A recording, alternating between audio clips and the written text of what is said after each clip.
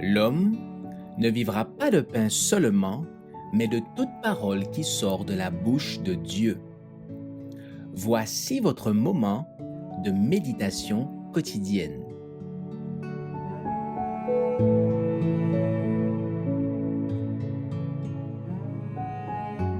Chez lui, le 12 décembre.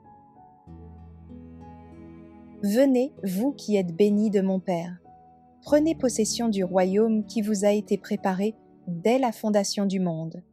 Matthieu chapitre 25 verset 34. La venue du Seigneur est plus près de nous que lorsque nous avons cru. La grande tragédie touche à sa fin. Les jugements de Dieu sont à la porte. Ils constituent des avertissements solennels qui peuvent se traduire ainsi. Vous aussi, tenez-vous prêts, car le Fils de l'homme viendra à l'heure où vous n'y penserez pas. Matthieu, chapitre 24, verset 44. Nous vivons les dernières scènes de l'histoire de cette terre. La prophétie s'accomplit rapidement. Le temps de grâce est bientôt fini. Nous n'avons pas de temps, pas une minute, à perdre. Prenons garde de ne pas nous endormir. Que nul ne dise en son cœur « Mon maître tarde à venir ». Le Seigneur va bientôt venir et nous devons nous préparer à le rencontrer. Soyons déterminés à faire tout ce qui est en notre pouvoir pour communiquer la lumière à ceux qui nous entourent. Nous ne devons pas être tristes, mais joyeux, ayant toujours à la pensée le Seigneur Jésus. Il va bientôt venir, et il faut que nous soyons prêts à son apparition.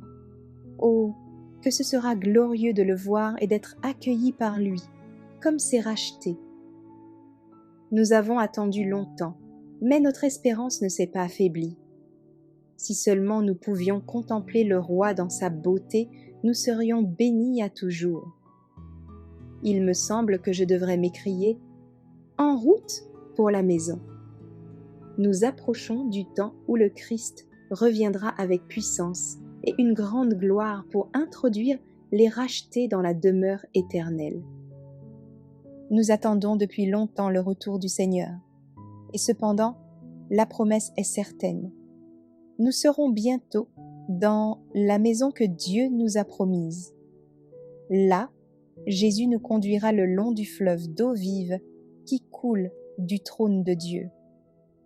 Il nous instruira sur les heures sombres que nous avons traversées ici-bas et qui ont servi à perfectionner nos caractères. Nous contemplerons alors dans tout leur éclat, sans aucun voile, les beautés de l'Éden restauré. Nous jetterons aux pieds du Rédempteur les couronnes qu'il a placées sur nos têtes, et faisant vibrer nos harpes d'or, nous remplirons tout le ciel de louanges, en l'honneur de celui qui est assis sur le trône.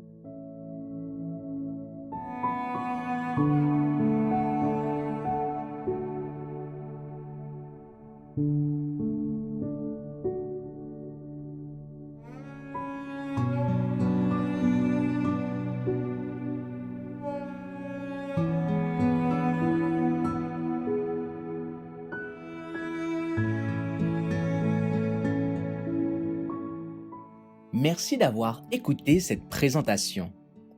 Assurez-vous de nous rejoindre demain pour votre moment de méditation quotidienne avec lereste.org.